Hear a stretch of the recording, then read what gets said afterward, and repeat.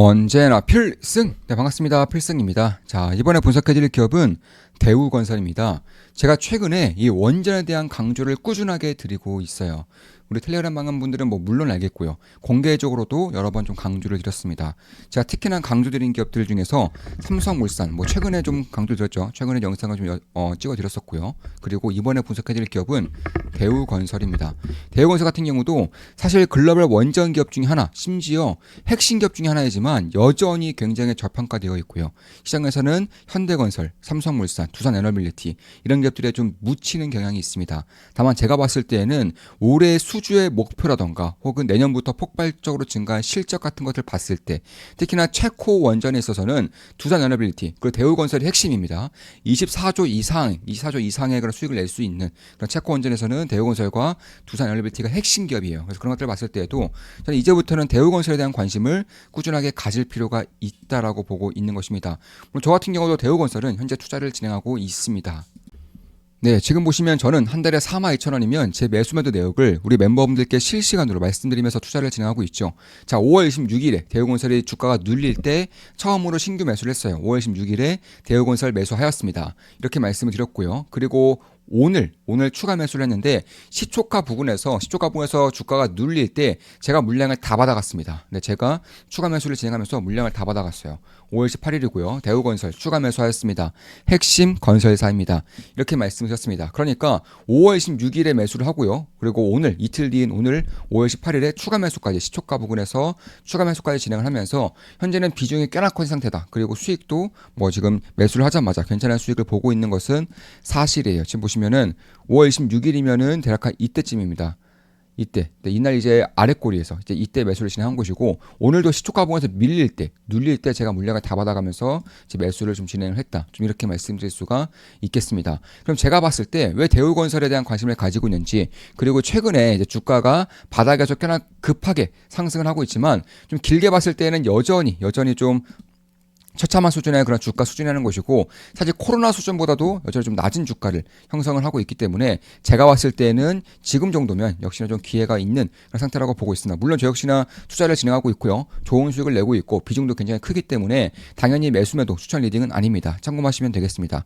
그럼 왜 저는 지금도 대우건설에 대한 추가 매수를 고려를 하고 있어요. 여기서 지지라인이 조금 더 확고해진다거나 혹은 변곡점이 만들어질 때는 저는 추가 매수도 고려하고 있습니다. 그 이유는 대우건설의 주택이라든가 토목, 플랜트 뿐만 아니라 이제 원전에 대한 그런 강조점이 서서히 빛을 발할 때가 되고 있기 때문에 그런 것입니다. 그래서 지금까지는 주택 건축에서 프로지라는 브랜드는 누구나 알고 있는 브랜드죠. 이 주택 건축에서 60% 이상의 그런 매출을 내었다면은 이제는 이런 토목이라던가 플랜트 이쪽에서 매출 비중이 굉장히 커질 것이라는 점과 특히나 이번에 대우건설 측에서 밝혔어요. 대우건설 IR에서 밝혔는데 뭘 밝혔느냐? 자, 지금까지 해외 매출 비중이 약 15% 정도였다. 근데 이거를 70%까지 끌어올릴 수 있다라고 자신했어요.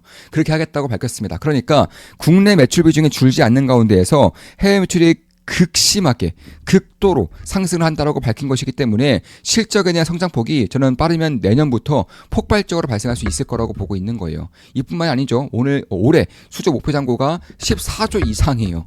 그러니까 현재 대우건설의 시가총액이 약 1.5조 정도 됩니다. 지금 보시면 대우건설의 시가총액은 약 1.6조네요. 1.6조 이제 800억 정도. 이제 1조 6,800원 정도 되는 것이고 그리고 실적 부분에서 내년 실적 기준으로도 한 5천억 정도, 올해는 4,600억 정도 나오는데 올해 기준으로 POR이 대략 한 4 정도, 4 정도 받고 있는 것이고 PBR은 0.3이에요.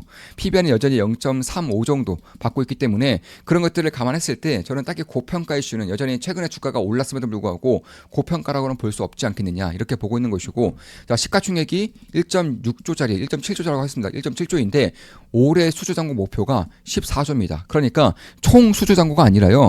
올해 신규로 받을 수주잔고가 14조라는 거예요. 자, 시가총액이 1.7조가 14조의 수주잔고를 받겠다고 했습니다. 그런 것들을 감안했을 때 저는 글로벌 원전 시장과 더불어서 이 대우건설이 저평가 매력이 부각이 될 경우에는 사실 업사이드는 각자가 한번 계산해 볼 필요가 있지 않을까 개인적으로는 그렇게 보고 있습니다. 특히 이제 건축이라던가 토목 이런 쪽에서 핵심적인 역할을 맡고 있기 때문에 사실 지금까지는 주택 위주에서 이제 플랜트 LNG 플랜트라던가 혹은 이제 해외에서의 그런 신도시 건설이라던가 해외에서의 그런 교량 고속도로 병원, 이런 수력 발전댐, 원전까지 이런 쪽에 대한 그런 건설이 진행이 되고 있고, 그리고 수주잔고가 44조짜리입니다.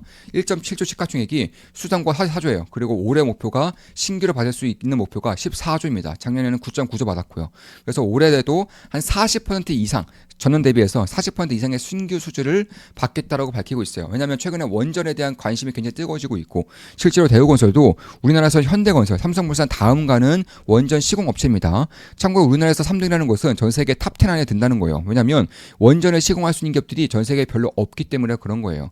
최근에 대략 한 15년 동안 원전업계가 완전히 망해버렸기 때문에 사실 이 주택과 원전 시공을 함께 썼던 우리나라 건설사들 외에는 원전을 이제 대표적으로 하고 원전 위주로 했었던 기업들은 거의 다 망했다고 보시면 무방합니다. 그런 것들을 봤을 때에도 저는 삼성물산, 현대건설은 뭐 물론 여러 번 분석해드렸고 여러 번 강조드린 기업들이고, 이제는 대우건설도 관심을 가질 때가 되었다. 왜냐하면 저평가 매력도와 더불어서 글로벌 원전 시장에서 결코 약하지 않은 경쟁력을 보유하고 있기 때문에 이렇게 분석을 좀 해드리고 있는 것입니다. 그 외에도 이제 해외 시장 진출을 하면서 파키스탄 고속도로라던가 리비아 종합병원, 말레이시아 빌딩이라던가 베트남 하노이에서 신도시를 개발하는데 여기서 주상복합이라던가 혹은 신도시 수출 사업 등을 통해서 동남아시아 시장에서의 종합 건설사로 역시나 발돋움 하고 있는 것이고, 무엇보다 올해 같은 경우는 체코의 원전을 이제 따냈죠. 체코의 원전을 따냈고요. 4조 이상 정도는 대우건설에 떨어질 것이다. 이렇게 시장은 예상을 하고 있습니다. 그 외에도 이라크 해군기지, 공군기지라던가 혹은 울산의 화력발전소라던가 특히 이제 원전 해체 시장도 대우건설이 잘할 수 있는 분야예요. 참고로 우리나라에서는 원전 시공부터 해체까지 할 수 있는 유일한 기업입니다. 유일하게 수직 결합가 완성된 기업이라고 보시면 되겠습니다. 그런 것들을 감안했을 때도 저는 이 원자력 산업 분야에서는 설계부터 시공, 운영, 해체까지 모든 생애주기를 아우르는 우리나라에서 유일한 종합건설 기업이다. 원전 시공 기업이다. 이렇게 보시면 되겠고, 글로벌 수준에서도 꽤나 안정적인 인증을 받고 있는 것이고, 이미 뭐 우리나라에서도 해체 작업을 할 때 대우건설의 수주를 따서 해체를 작업한 적이 있어요. 그러니까 앞으로 원전 시공뿐만 아니라 해체에 대해서도 꽤나 큰 폭으로 성장이 가능할 것인데, 여기서 할 수 있는 우리나라의 유일한 기업이 대우건설이다. 따라서 제가 봤을 때는 원전에 대한 그런 주도 섹터가 점점 더 명확해지고 있기 때문에 이제는 초저평가 매력이 있는 기업들 중에서도 원전에 대한 글로벌 경쟁력이 있는 대우건설에 대한 관심을 꾸준하게 가질 필요가 있겠다라고 보고 있는 것이고, 특히 총 사업비가 4조 이상인 체코 두쿠바니, 이제 5기, 6기에 대한 그런 신규 원전 건설이 진행될 것이고, 여기서 옵션으로 추가적으로 2기가 더 수주를 받게 될 경우에는 받을 가능성이 저는 꽤나 높다고 보고 있습니다. 20조 이상의 추가적으로 더 수주가 받을 수 있는 것이기 때문에 그런 것들을 감안한다면 저는 이제 북미라던가 유럽뿐만 아니라 이제는 뭐 중동, 동남아 이쪽에 대한 시장에 대한 진출이 가시화되고 있다. 이에 따라서 현재 약 15% 해외 매출 비중을 5년 내에 50%, 10년 내에 70%까지 끌어올리면서 실적을 폭발시키겠다는 거예요. 국내에서의 매출 비중이 잃지 않는 가운데 해외 매출이 15%에서 15%에서 70%까지 올린다는 것은 그만큼 고부가 가치 사업들, 예를 들어서 뭐 플랜트라던가 발전소라던가 빌딩이라던가 아니면 원전 이런 쪽에 대한 그런 관심을 가지고 있다고 하는 것이기 때문에 그런 것들을 감안해 보면서 실적의 성장과 더불어서 지금까지는 그저 그런 주택 착공 기업으로 평가받아왔다면은 이제는 원전 시공 기업으로서의 밸류에이션을 받게 되면서 밸류에이션 리레이팅에 대한 가능성도 점진적으로 더 올라오고 있다고 좀 보고 있습니다. 이에 따라서 북미라던가 아프리카,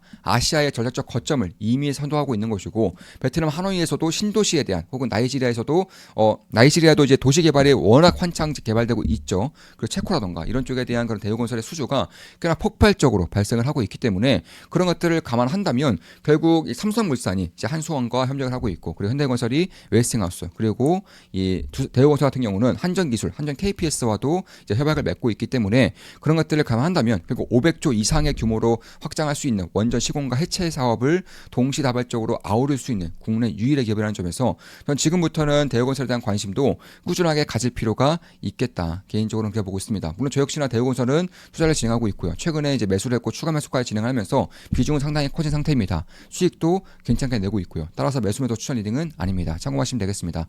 지금까지 원전에 대한 원전에 대한 분석해드렸고요. 지금까지 투자에너빌리티 그리고 현대건설 이 두 개 기업을 꾸준하게 강조를 드려왔었고, 최근에서는 삼성물산 그리고